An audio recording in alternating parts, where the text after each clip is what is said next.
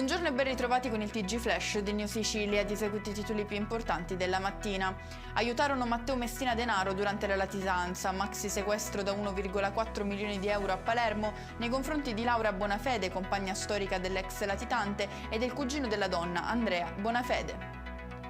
Restiamo a Palermo, dove è stato scoperto un importante giro di materiale pedopornografico. 8 i soggetti coinvolti, sequestrati numerosi video e immagini che documentano lo sfruttamento sessuale di minori anche in tenerissima età. La politica: la regione siciliana firmerà il protocollo ENI per la riconversione del polo di Priolo Ragusa. Lo ha annunciato il presidente Renato Schifani dopo le interlocuzioni avute con la società e con il Ministero delle Imprese.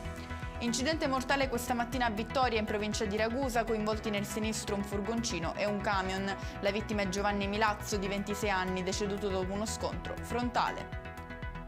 Fermato a Partinico, in provincia di Palermo, un 30enne romeno accusato di aver tentato di strangolare la madre al culmine di una lite in casa. Tentativo fallito grazie alla fuga della donna, che si è messa in salvo rifugiandosi in un bar.